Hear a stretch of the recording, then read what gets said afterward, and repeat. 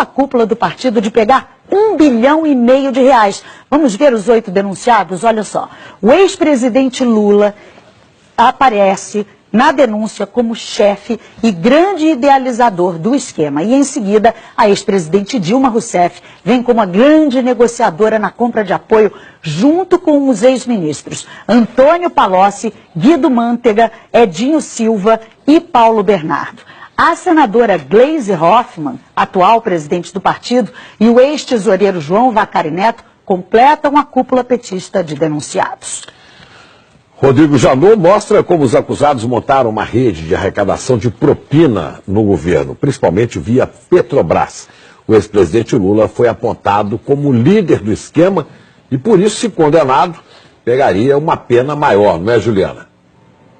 Chico, a Ana Luísa mostrou aí todos os números, os nomes dessa nova denúncia, né? E para o Procurador-Geral da República, Lula foi o grande idealizador dessa organização criminosa. O Ministério Público somou pagamentos de vantagens indevidas a Lula de R$230 milhões por suposto favorecimento às empreiteiras Odebrecht e OAS. A denúncia analisou o esquema desde 2002.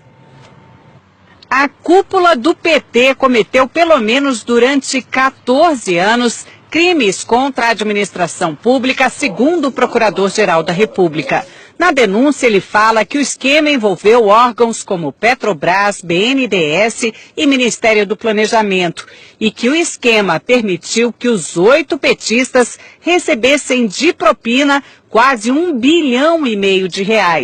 O procurador diz que só na Petrobras o prejuízo gerado foi de pelo menos R$29 bilhões. O documento fala que Lula foi um dos responsáveis pela constituição da organização e pelo desenho do sistema de arrecadação de propina, seja porque na qualidade de presidente da República por 8 anos, atuou diretamente na negociação espúria em torno da nomeação de cargos públicos com a intenção de obter de forma indevida o apoio político necessário junto ao PP, Partido Progressista, e ao PMDB, para que seus interesses e do seu grupo político fossem acolhidos no Congresso Nacional. O procurador diz ainda, no lugar de negociações políticas, temos negociatas ilícitas, nas quais a moeda de troca não era simplesmente divisão de poder para governar, mas sim a compra de apoio político com a utilização de dinheiro público. Rodrigo Janot define o ex-presidente Lula desse jeito, o grande idealizador da organização criminosa. E detalha os papéis de cada um dos denunciados. Relata que Lula, Dilma e o ex-ministro Antônio Palocci negociaram com o PMDB da Câmara apoio em troca de cargos públicos relevantes que poderiam ser instrumentalizados, como de fato foram, para a arrecadação de propina. Diz que o ex-tesoureiro João Vacari era o responsável pela cobrança de propina no varejo junto às diversas empresas que se relacionavam com o governo federal durante os governos Lula e Dilma. E que os ex-ministros Antônio Palocci e Guido Mantega eram os interlocutores diretos de Lula e Dilma nas negociações que envolviam a cobrança de propina em valores mais relevantes. A senadora e hoje presidente nacional do PT, Gleisi Hoffmann, e o ex-ministro Paulo Bernardo, segundo a denúncia, não apenas davam suporte ao esquema ilícito montado, como também operaram diretamente a cobrança de propina no Ministério do Planejamento.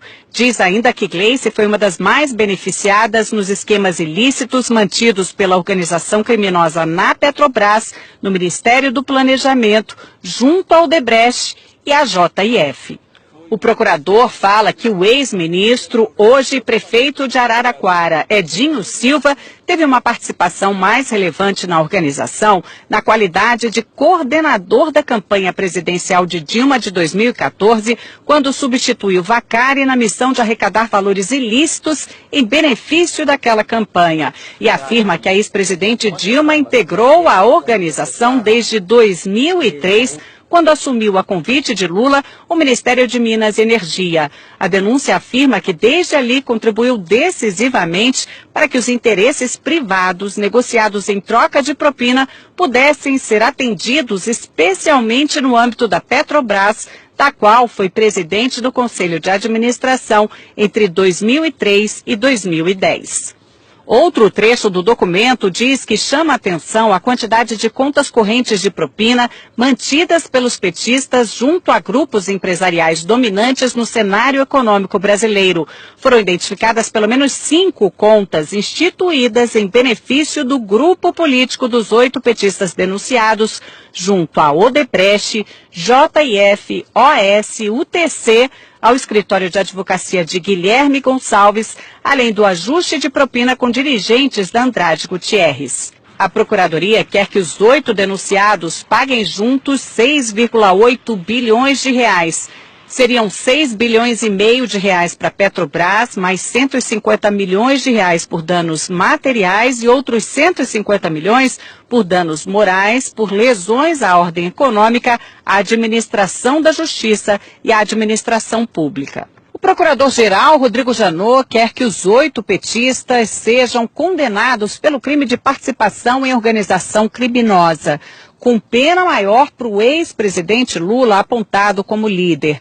Apesar de nem todos terem foro privilegiado, como Gleice Hoffmann é senadora, essa denúncia foi feita aqui no Supremo. Agora, cabe ao ministro Luiz Edson Fachin, relator da Lava Jato, notificar os denunciados para que eles apresentem a defesa, para então levar o caso até a segunda turma aqui do tribunal, que vai decidir se eles viram ou não réus. Dos 8 denunciados, só os ex-ministros Edinho Silva e Guido Mantega ainda não são réus na Lava Jato.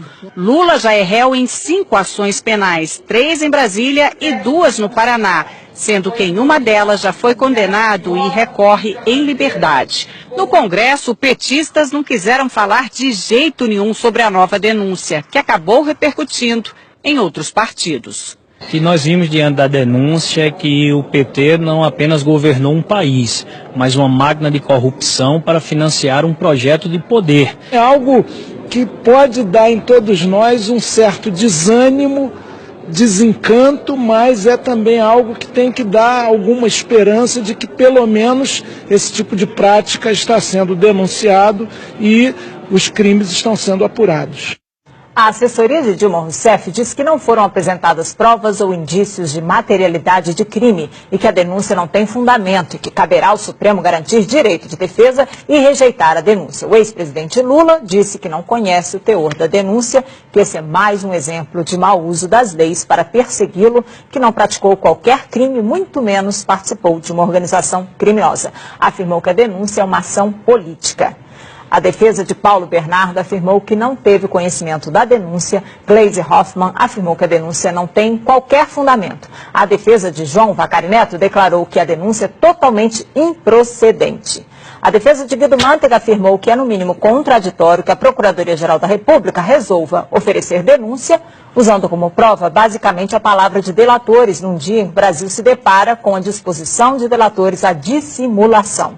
Edinho Silva afirmou que sempre agiu de forma ética e legal. A defesa de Antônio Palocci não quis se manifestar. Ana, Chico. Obrigada, Juliana.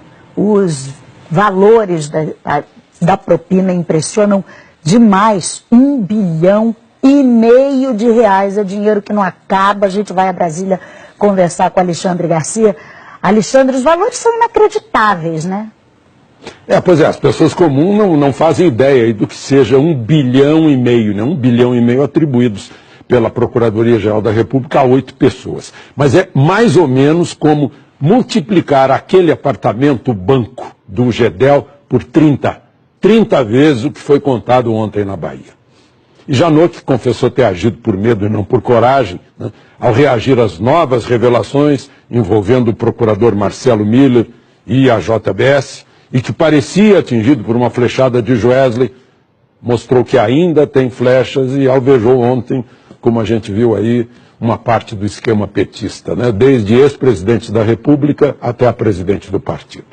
Reagiu E não se sabe se já usou todas as flechas ou ainda haverá mais bambu nesses 10 dias depois de homologada a colaboração premiada do doleiro do PMDB, Lúcio Funaro.